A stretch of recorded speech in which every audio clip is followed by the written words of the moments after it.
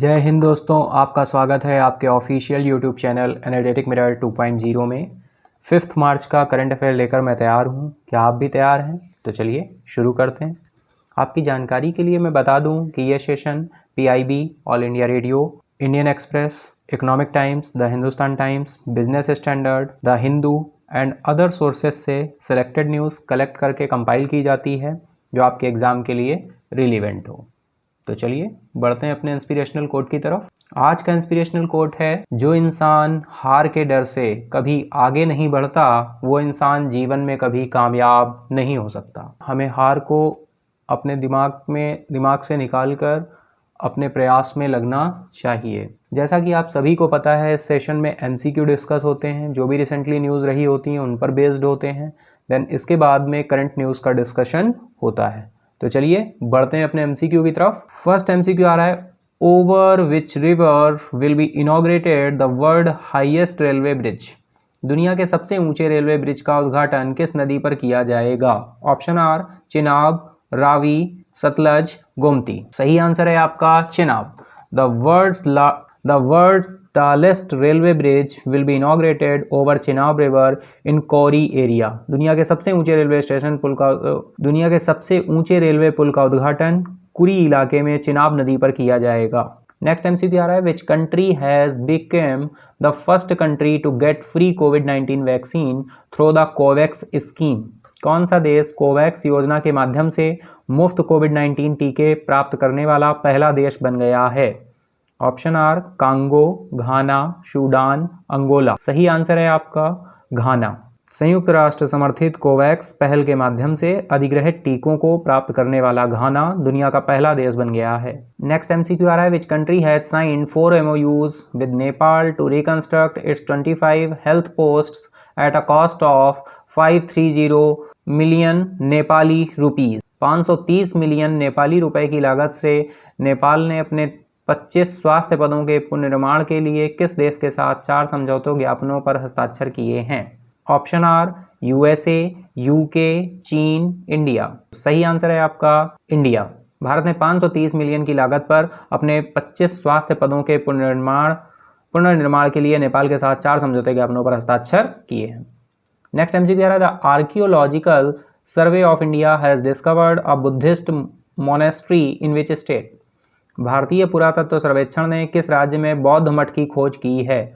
Option are Goa, Assam, Bihar, Jharkhand. सही answer है आपका झारखंड।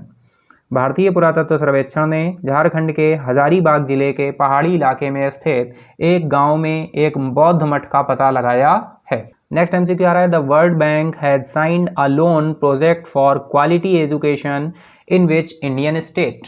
विश्व बैंक ने किस भारतीय राज्य में गुणवत्तापूर्ण शिक्षा के लिए एक ऋण परियोजना पर हस्ताक्षर किए हैं? Option are Goa, Assam, Manipur, Nagaland. सही आंसर है आपका नागालैंड। भारत सरकार ने, नागालैंड सरकार और विश्व बैंक ने आज नागालैंड में स्कूलों के संचालन बढ़ाने के लिए $68 मिलियन की परियोजना पर हस्ताक्षर किए हैं। तो भाई ये अमाउंट भी आप ध्यान रखेंगे, $68 मिलियन। ठीक है, ये न्यूज़ आपकी न्यूज़ में डिस्कस हुई थी, देन आज MCQ के फॉर्मेट में आई है। भारत सरकार, नागालैंड ने कौन है वर्ल्ड बैंक के साथ कितने डॉलर का? $68 मिलियन का एग्रीमेंट साइन हुआ है। नेक्स्ट MCQ आ रहा है, the south regional office of CCI has been inaugurated by the finance minister in which city. CCI के दक्षिण क्षेत्रीय कार्यालय का उद्घाटन वित्त मंत्री ने किस शहर में किया है? देखिए कल ही ये न्यूज़ डिस्कस हुई थी। Option are Hyderabad, Bangalore, Chennai, Vijayawada. तो सही आंसर है आपका चेन्नई। नेक्स्ट MCQ आ रहा है, what is the theme of the 16th FICCI higher education summit 2021। 16वें फिक्की उच्च शिक्षा शिखर सम्मेलन 2021 का विषय क्या है? ऑप्शन आर पूंजीवाद व्यक्ति पर प्रभाव, सादगी का सौंदर्य, उच्च शिक्षा एट 2030, राइज शक्ति का परिवर्तन, आवश्यकता, चेंज ऑफ पावर, नेसेसिटी। तो सही आंसर है आपका भाई उच्च शिक्षा एट 2030, राइज। 16वें फिक्की उच्च शिक्षा शिखर सम्मेलन 2021 का विषय उच्च शिक्षा एट 2030, राइज है। तो इसको ध्यान रखेंगे। नेक्स्ट MCQ आ रहा है, which bank has signed a corporate agency agreement with the SBI general insurance to retail its insurance products to the bank customers. किस बैंक ने बैंक ग्राहकों के लिए अपने बीमा उत्पादों को खुदरा करने के लिए SBI जनरल इंश्योरेंस के साथ एक कारपोरेट एजेंसी समझौते पर हस्ताक्षर किए हैं? Option are SBI, Indian overseas bank, bank of India, union bank of India. तो सही आंसर है आपका इंडियन ओवरसीज बैंक। सार्वजनिक क्षेत्र के इंडियन ओवरसीज बैंक ने बैंक ग्राहकों के लिए अपने बीमा उत्पादों को खुदरा करने के लिए SBI जनरल इंश्योरेंस के साथ एक कारपोरेट एजेंसी समझौते पर हस्ताक्षर किए हैं। नेक्स्ट MCQ आ रहा है, विच payment bank has got the status of scheduled commercial bank. अभी रिसेंटली आपका कल ही ये न्यूज हमने डिस्कस की थी न्यूज़ेस में। बताइए किस भुगतान बैंक को अनुसूचित वाणिज्यिक बैंक का दर्जा मिला है? Scheduled commercial bank. What is the scheduled commercial bank? जो बैंक RBI एक्ट 1934 के शेड्यूल 2 के सेक्शन 2E में मेंशन होते हैं वो आपके शेड्यूल्ड कॉमर्शियल बैंक कहलाते हैं। तो option are Fino payment bank, NSDL payments bank, Paytm payment bank, Indian post payment bank. तो सही आंसर है आपका फिनो पेमेंट बैंक। तो ध्यान रखेंगे Fino payment bank scheduled commercial banks में क्या हो गया है? स्टेटस मिल गया है, लिस्ट हो गया है। The Fino payment bank has been upgraded to scheduled commercial bank status. Next MCQ आ रहा है, Asia's biggest cattle park has inaugurated in which Indian state? Asia के सबसे बड़े कैटल पार्क का उद्घाटन किस भारतीय राज्य में हुआ है? Option are Assam, Kerala, Manipur, Tamil Nadu. तो सही आंसर है आपका तमिलनाडु। मुख्यमंत्री इडापड्डी के पलानीस्वामी ने तमिलनाडु में द एशिया का सबसे बड़ा कैटल पार्क का उद्घाटन किया। तो ये थे हमारे MCQs। अब हम बढ़ते हैं न्यूज़ की तरफ, देखते हैं आज हमारे लिए कौन सी न्यूज़ इंपॉर्टेंट होने वाली हैं जो हमारे एग्जाम्स में क्वेश्चंस बनाएंगी। तो चलिए बढ़ते हैं अपनी न्यूज़ की तरफ। तो फर्स्ट न्यूज़ आ रही है इंडियन एयरफोर्स से। Indian air force to participate for the first time in exercise desert flag. कौन सी एक्सरसाइज है भाई? Desert flag beginning in UAE today. Indian Air Force will participate for the first time in exercise Desert Flag which is beginning in Al Dhafra Air Base in UAE। भाई Al Dhafra Air Base को भी ध्यान रखेंगे, UAE का air base है। Exercise है भाई, कैसी एक्सरसाइज है? वायु सैनिक अभ्यास है। Exercise desert flag is an annual multinational large force employment warfare exercise hosted by the United Arab Emirates Air Force. The Indian Air Force is participating in the exercise along with Air Force of United Arab Emirates, United States of America, France, Saudi Arabia, South Korea and Bahrain. The exercise will conclude on the 27th of this month. All India radio से ये news ली गई है। तो भाई भारतीय वायुसेना UAE आज यानी कि कल की बात हो रही है, UAE में शुरू होने वाले व्यायाम नहीं हो एक्सरसाइज है ना, तो व्यायाम आ गया है उस वजह से। डेजर्ट फ्लैग में पहली बार भाग लेने के लिए भारतीय वायुसेना IAF पहली बार UAE में अल दफरा एयर बेस में शुरू होने वाले एक्सरसाइज डेजर्ट फ्लैग में भाग लेगी। तो डायरेक्टली ध्यान रखेंगे भाई कौन सा है? एक्सरसाइज डेजर्ट फ्लैग है, वायुसैनिक अभ्यास है। एक्सरसाइज डेजर्ट फ्लैग संयुक्त अरब अमीरात वायुसेना द्वारा आयोजित एक वार्षिक बहुराष्ट्रीय, ये बहुराष्ट्रीय बहुत सारे राष्ट्र इसमें भाग लेते हैं। भारतीय वायुसेना संयुक्त अरब अमीरात और संयुक्त राज्य अमेरिका, USA, फ्रांस, सऊदी अरब, दक्षिण कोरिया, बहरीन की वायुसेनाओं के साथ अभ्यास में भाग ले रही है। इंडियन एयरफोर्स भी भाग ले रही है और इस महीने की 27 तारीख तक ये संपन्न होगा।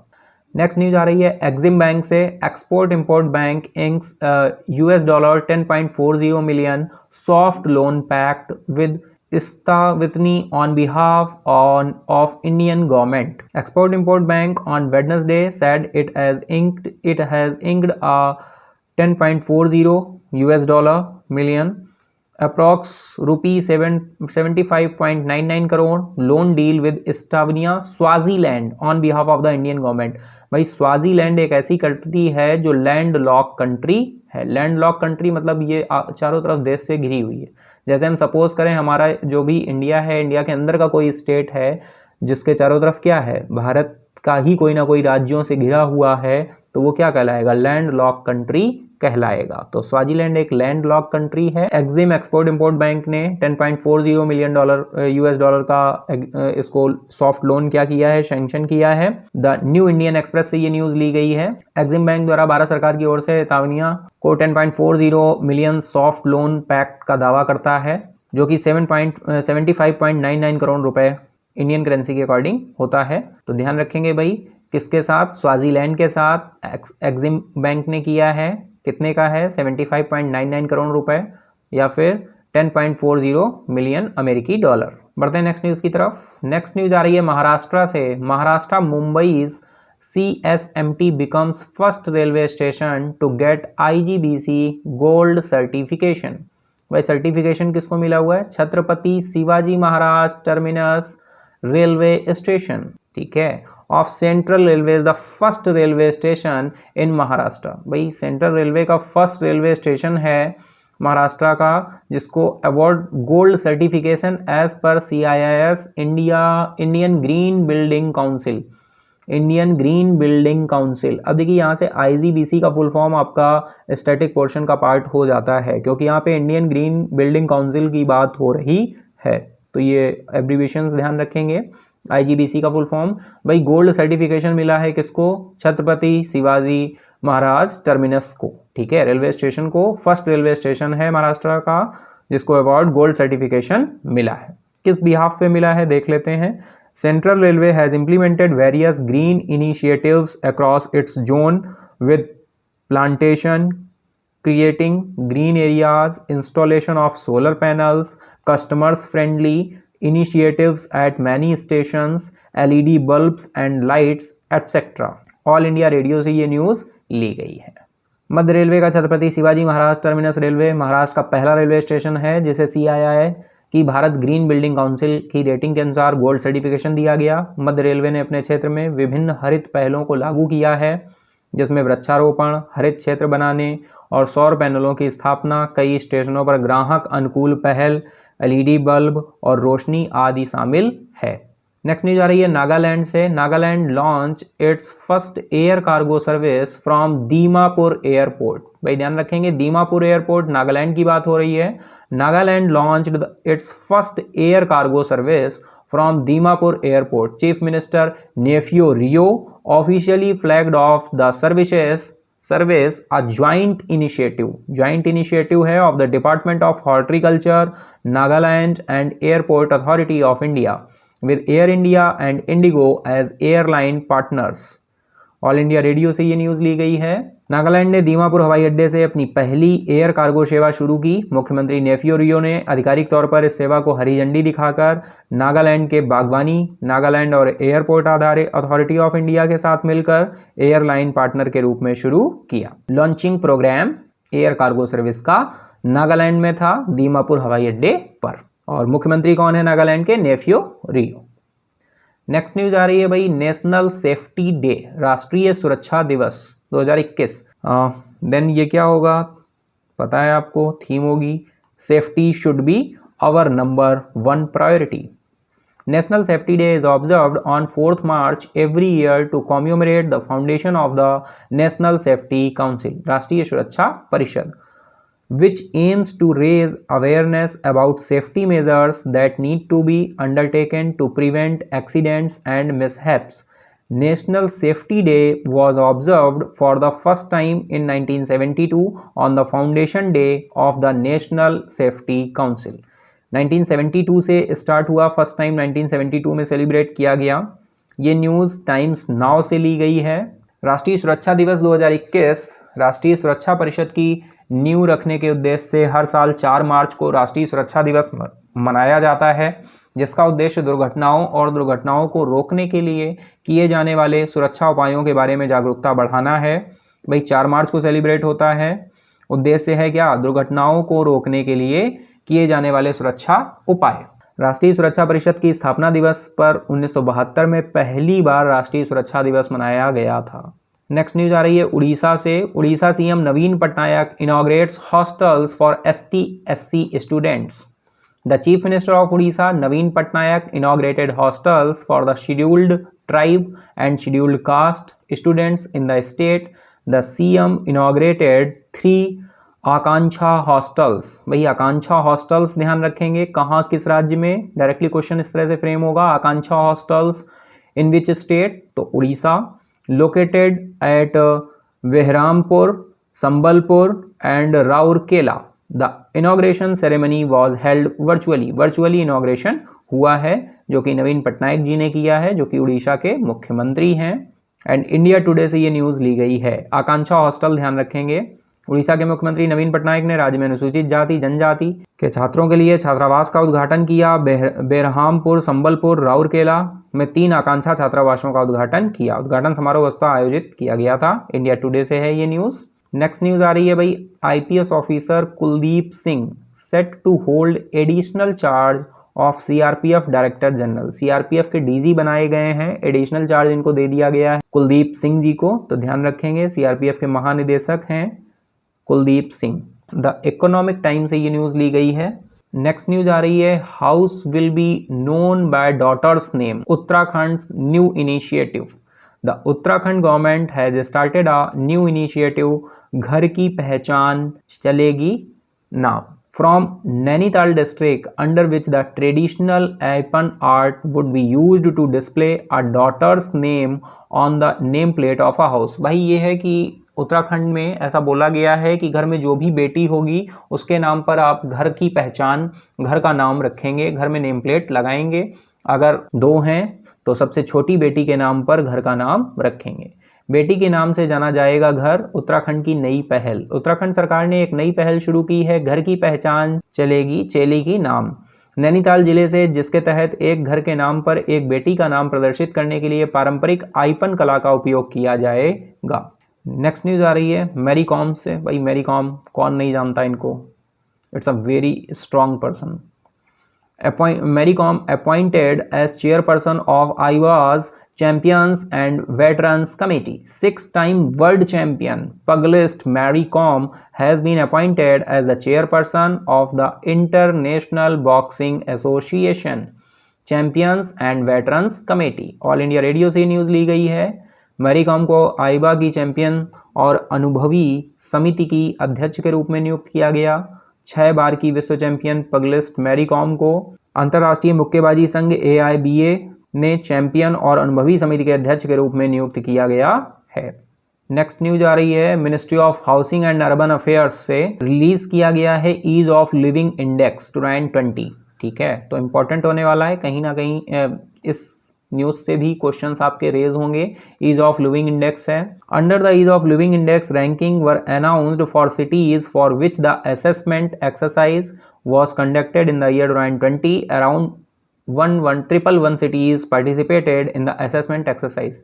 भाई देखिए, जो असेसमेंट एक्सरसाइज की गई 2020 में की गई, 111 शहरों ने भाग लिया इसमें ईज ऑफ लिविंग इंडेक्स में। In the list of Indian cities having a population of more than a million, 1 million से अधिक शहरों में Bengaluru was emerged as the best city of ease of living. Bengaluru सबसे बेस्ट निकल के आया है, टॉप किया है इसने, लेकिन किसमें? 1 मिलियन से ज़्यादा वाले शहरों में, मोर than a million. Index parameters in all the 49 million plus cities in the year. Bengaluru has pushed the city of Pune to second position in the index. Pune second position पर है.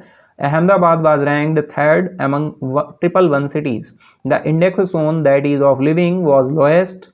Lowest कौन कौन है? सबसे निचले पायदान पर Dhanbad, Bareilly and Srinagar. Next है पार्ट है इन the list of cities with a population of less than a million. 1 million से कम वाले शहरों में शिमला ने टॉप किया है। Shimla has been ranked the highest, it is followed by Bhubaneswar. In this category the Muzaffarpur city in Bihar was ranked at the lowest. 1 million से कम वाले शहरों में मुजफ्फरपुर ने क्या है? सबसे वर्स्ट कंडीशन है। आवास और शहरी मामलों के मंत्रालय ने 4 मार्च को अपना ईज ऑफ लिविंग इंडेक्स 2020 जारी किया। ईज ऑफ लिविंग इंडेक्स 2020 के तहत उन शहरों के लिए रैंकिंग की घोषणा की गई जिनके लिए वर्ष 2020 में मूल्यांकन अभ्यास आयोजित किया गया था। मूल्यांकन अभ्यास में लगभग 111 शहरों ने भाग लिया। 1 मिलियन से अधिक की आबादी वाले भारतीय शहरों की सूची में बेंगलुरु वर्ष में सभी 49 मिलियन से अधिक शहरों में जीवन जीने में आसानी सूचकांक मापदंडों पर सर्वश्रेष्ठ शहर के रूप में उभरा है। बेंगलुरु ने पुणे शहर को सूचकांक में दूसरे स्थान पर धकेल दिया और 111 शहरों में अहमदाबाद तीसरे स्थान पर रहा है। तो टॉप 3 ध्यान रखने हैं, बेंगलुरु, पुणे और अहमदाबाद। सूचकांक से पता चलता है कि सबसे वर्स्ट कंडीशन किसकी है? धनबाद, बरेली और श्रीनगर की रहने में आसानी सबसे कम थी।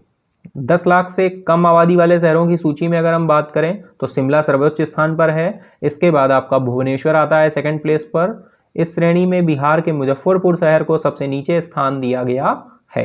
नेक्स्ट न्यूज आ रही है भाई यूनाइटेड नेशंस की जनरल असेंबली से। The United Nation general assembly has declared the year 2023 as international year of millets, यानी कि मिलेट्स बोलते हैं ज्वार और बाजरा को, ठीक है, ये आपके मोटे अनाज होते हैं।